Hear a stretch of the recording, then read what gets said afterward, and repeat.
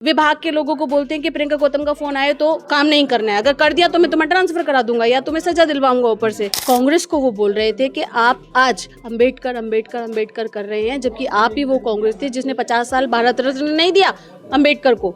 वो अपने आप को कहते हैं अरविंद केजरीवाल जी कि मैं जादूगर हूँ। आप सच में जादूगर हो, आप ठग हुए। कोंडली विधानसभा से आम आदमी पार्टी की पार्षद प्रियंका गौतम जी हमारे साथ मौजूद हैं, जो एक जाटव समाज का एक बड़ा चेहरा भी है। आज उन्होंने आम आदमी पार्टी छोड़कर भारतीय जनता पार्टी का दामन थाम लिया है। क्या कुछ वजह रही है वो हम जानने की कोशिश करते हैं। मैम क्या कहना चाहेंगे, जाटव समाज का एक बड़ा चेहरा है आप, और अचानक से आम आदमी पार्टी का आप पार्षद भी रह चुके हैं, और अचानक से भारतीय जनता पार्टी ज्वाइन करने का कारण क्या है? मेरा समाज बड़ा है, प्रियंका गौतम कुछ नहीं है अगर उसका समाज उसके साथ नहीं है। आज जाटव समाज ने इतनी बड़ी संख्या में भाजपा को ज्वाइन किया है, तो यानी कि प्रियंका गौतम को बनाने वाला उसका समाज है, जिसकी अनदेखी आम आदमी पार्टी ने की। मैंने हर प्लेटफॉर्म पर अपनी बात पहुंचाई, मिलकर पहुंचाई, सोशल मीडिया से पहुंचाई, मैसेज के द्वारा पहुंचाई, पर मेरी बात को बिल्कुल इग्नोर कर दिया गया। इग्नोर तो करे करा, एक किसी का जवाब तक नहीं आया। मेरे क्षेत्र के लोग मौजूदा विधायक कुलदीप कुमार के नाकामियों की वजह से इतने परेशान हैं। पानी नहीं है, सीवर की व्यवस्था नहीं है, सड़कें नहीं बनी, और अगर मैं भी उनके डिपार्टमेंट को फ़ोन करके कह दूं तो एक ही पार्टी होने के बावजूद भी वो अपने विभाग के लोगों को बोलते हैं कि प्रियंका गौतम का फ़ोन आए तो काम नहीं करना है, अगर कर दिया तो मैं तुम्हें ट्रांसफ़र करा दूंगा या तुम्हें सजा दिलवाऊंगा। ऊपर से तो ये भेदभाव, ये दुर्व्यवहार मौजूदा विधायक और पार्टी का उस पर कोई अमल ना करना शिकायत के बावजूद भी, और हम कहीं ना कहीं जाटो समाज की महिलाएं खासकर ये जो झूठी झूठी स्कीम्स हैं गरीबों के लिए, कहते हैं गरीब कौन है, गरीब दलित है, तो हमारी समाज की बहन बेटी को इन झूठी स्कीम्स का बहलाकर या उसका ठग कर ये जो वोट लेने का काम अब तक कर पाए, अब तक नहीं करेंगे, क्योंकि उनकी पढ़ी लिखी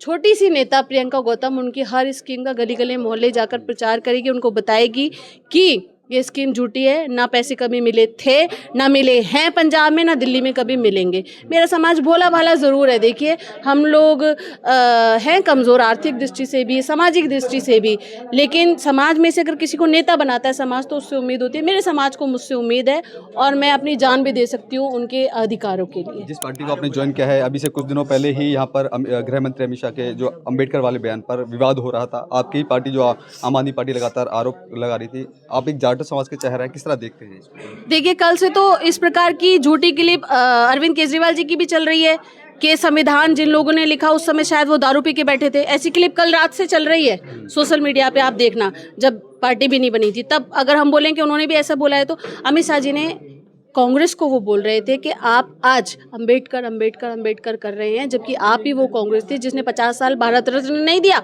अंबेडकर को। एक गज जमीन भी दिल्ली में कांग्रेस ने बाबा साहब के नाम पे नहीं दी। पूना पैक्ट पे भी बाबा साहब को खून के आंसू रुलाए गए।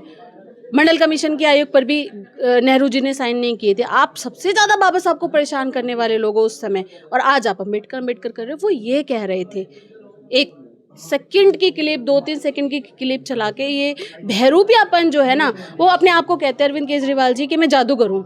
आप सच में जादूगर हो, आप ठग हुए। ठग को भी तो जादूगर कहते हैं। ठगी का काम कर लो या उसे शब्दों में जादूगर कह लो, बात एक ही, हम नहीं आने वाले अब बातों में। जिस पार्टी को छोड़कर अब आपने भाजपा में आया है, यही पार्टी अभी विधानसभा चुनाव में करीब है, और ऐसे में जो तमाम योजनाएं महिलाओं के लिए कह रही है, चाहे वो संजीवनी योजना, महिला सम्मान योजना की बात करें। अब सम्मान योजना और संजीवनी योजना का बता दूं, कुल 4200-4300 बस मार्शल थे, उनकी सैलरी नहीं दे पा रहे थे, तभी तो वो 1 साल से धरने पे बैठे थे। ये मात्र 4-4.5 हज़ार बस मार्शलों को सैलरी नहीं दे पा रहे हैं, आंगनवाड़ियों को सैलरी नहीं दे पा रहे हैं। 2 साल से बुजुर्गों की वृद्धा पेंशन बंद थी, उनको पेंशन नहीं दे पा रहे हैं। सीवर हमारे ब्लॉक रहते हैं, जब हमने कर्मचारियों को बोलते हैं फ़ोन करके उठा लो, तो कहते हैं मैडम हमारे पास लेबर नहीं है, 6 महीने से हमारी पेमेंट नहीं हुई है, नई लाइनें नहीं बिछी। क्यों? क्योंकि फंड नहीं है। तो मतलब क्या संजीवनी योजना और क्या महिला योजना, पैसा तो है नहीं इनके पास, बेवकूफ़ बना रहे हैं। एक आखिरी सवाल, अब विधानसभा चुनाव करीब है और ऐसे में आपने पार्टी ज्वाइन करी है, क्या प्रियंका गौतम का मकसद विधानसभा चुनाव लड़ना है? अगर लड़ना है तो क्योंकि जो कोंडली विधानसभा है वो एससी सीट है, तो कितना प्रभाव डाल सकती है? कोंडली विधानसभा एससी सीट है और जाटव बहुल सीट है। प्रभावी हमारा है, वहाँ पे डाल सकते नहीं, प्रभावी ही हम करते हैं। जाटव समाज ही था जो एक बांध की तरह भाजपा को रोक के रखता था। आज इस बांध को प्रियंका गौतम ने तोड़ दिया है, और विधायक बनना, टिकट मांगना तो अब मैं कार्यकर्ता हूँ भारतीय जनता पार्टी की, मेरा अधिकार है, काबिलियत है, जनता साथ है, समाज साथ है, तो मुझे उम्मीद है कि हमें मौका मिलेगा। मेरे क्षेत्र की जनता की ये पुकार है कि मैं अब उनकी विधायक बनकर उनकी सेवा करूं। ठीक है, बहुत धन्यवाद। तो देखिए ये थे हमारे साथ प्रियंका गौतम जी। उनका साफ तौर पे कहना है कि विधानसभा चुनाव करीब है और ऐसे में पार्टी ज्वाइन किया है। अगर उनको पार्टी टिकट देती है तो कहीं ना कहीं उस सीट पर आम आदमी पार्टी को बड़ा खामियाजा भुगतना पड़ सकता है। कैमरा पर्सन कमलेश कुमार के साथ में संजय सक्सेना, पंजाब केसरी.com, दिल्ली।